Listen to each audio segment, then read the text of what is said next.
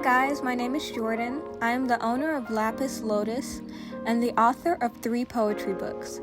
Today I will be showing you how to crochet this v-neck vest / short sleeve shirt.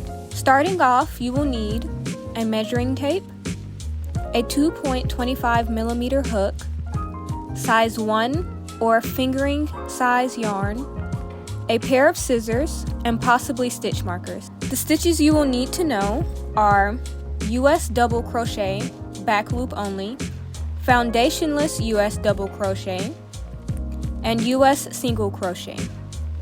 Alright, let's get started. First, crochet a chain of your desired length, starting from your shoulder. This will be the length of your top. The brown version I made of this top came out slightly more cropped, and I used 131 double crochet as my starting chain. The yellow version I made of this top, I made slightly longer and used 140 double crochet as my starting row. Now you will need to use your measuring tape to measure the fullest part of your bust. For me, that is 32 inches or 81.28 centimeters. Next, you're going to take your bust measurement and divide it in half. So 32 inches divided by 2 is 16 inches or 40.64 centimeters. To get the measurements you need for your front panel, you are going to subtract an inch / 2.54 centimeters from half of your bust measurement. For example, 16 inches minus 1 inch is 15 inches. 40.64 centimeters minus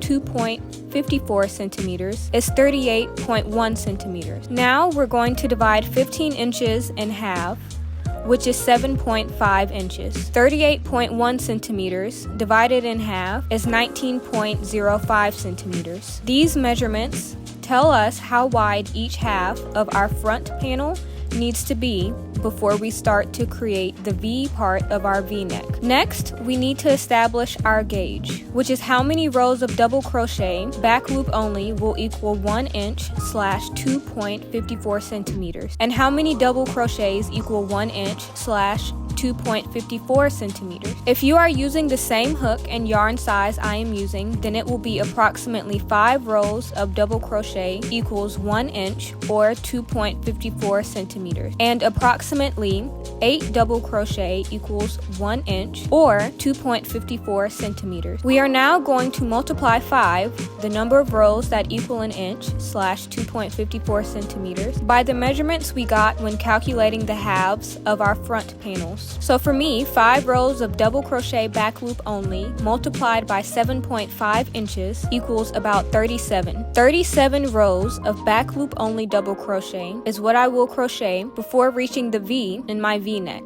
Starting our second row, we are going to chain 2 and go through both loops in the first double crochet of our starting row. To me, this creates a neater look and keeps the ribbing kind of sturdy. For the next double crochet, we will proceed by only crocheting in the back loop of each double crochet from the previous row until we get to the last one.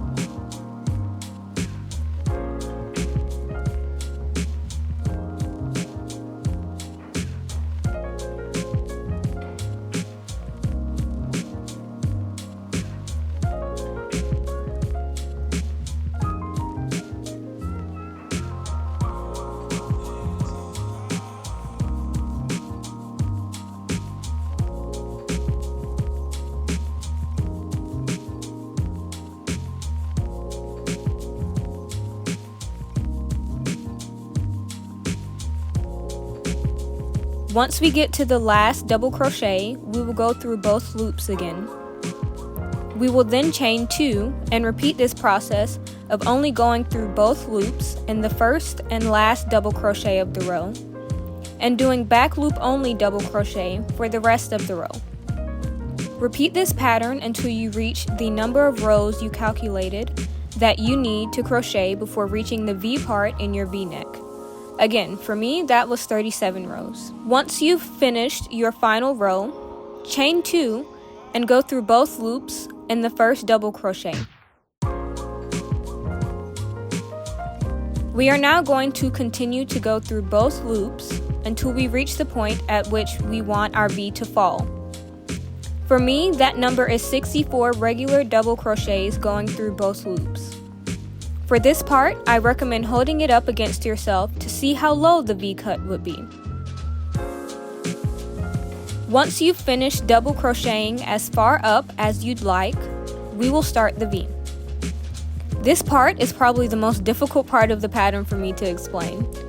Essentially, you will be creating a floating or foundationless double crochet.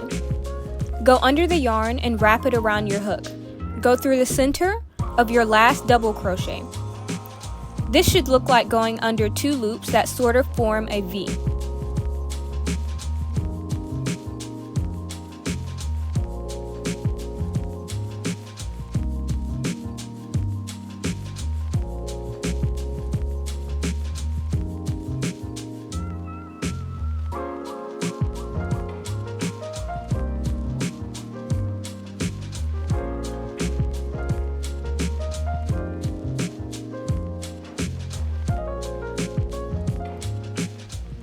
Go under the yarn and pull it through the center / under the V. You should have 3 loops on your hook now.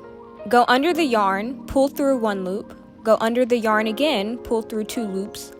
Go under the yarn, pull through the last 2 loops. Once you have completed your double crochet, you will proceed doing foundationless double crochet. Yarn under, go through the bottom of the double crochet you just did.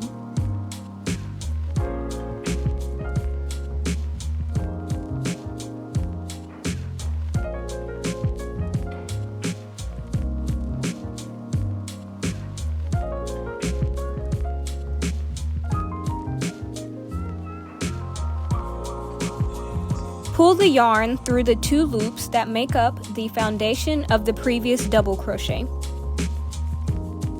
Go under the yarn, pull through 1 loop. Go under the yarn again, pull through 2 loops. Go under the yarn one last time and pull through the last 2 loops. Again, I will repeat the process in the video.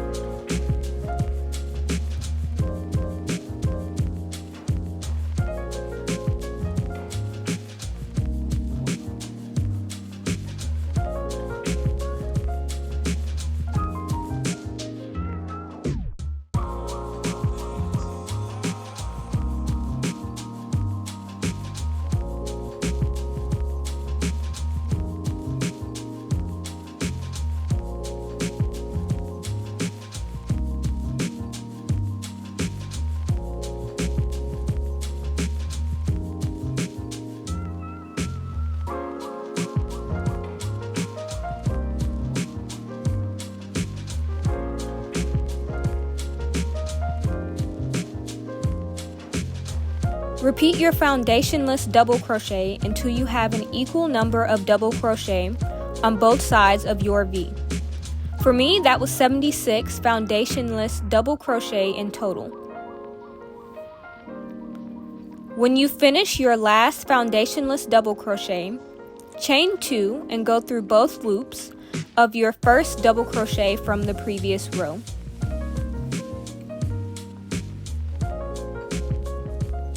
Continue the pattern of back loop only double crochet and going through both loops for the first and last double crochet of the row.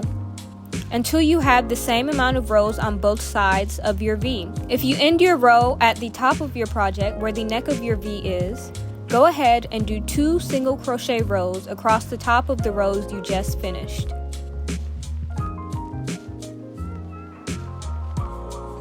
For your back panel, chain the same length as you did for your front panel and double crochet down it. For the back panel, we will be adding back in our inch that we subtracted from the front. So, for example, my bust was 32 inches total, or 81.28 centimeters. Divided by 2 is 16 inches, or 40.64 centimeters. Multiply 16 inches by 5, the number of rows that equal an inch, and you get 80 rows of back loop only double crochet. Simply repeat the pattern of double crochet in both loops for the first and last stitch, and the rest back loop only double crochet for the entire back panel until you reached your desired number of rows. Once you finish, do 2 rows of single crochet across the top of the same number of rows you did for the front panel on each side. So for me, I would do 2 rows of single crochet across the top of 37 rows and then cut and tie off my yarn. Then I would reattach it to the opposite side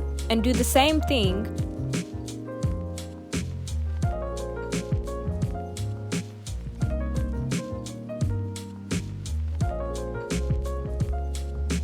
leaving 6 rows in between that don't have single crochet across the top of them. After you finish your last row of single crochet, line up the tops of the single crochet rows from the front panel with the back panel. Single crochet them together. Cut and tie off your yarn when you finish. Then proceed to do the same on the other side.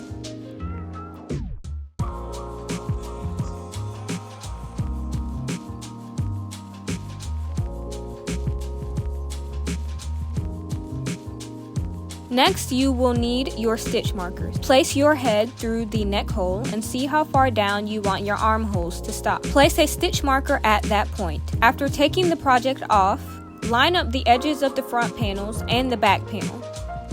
Reattach your yarn to the bottom of your project and single crochet through both panels, upward until you reach your stopping point.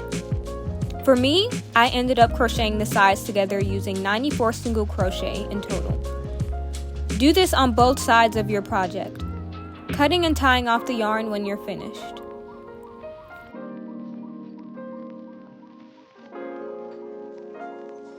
Now we reach the point where we put on our finishing touches.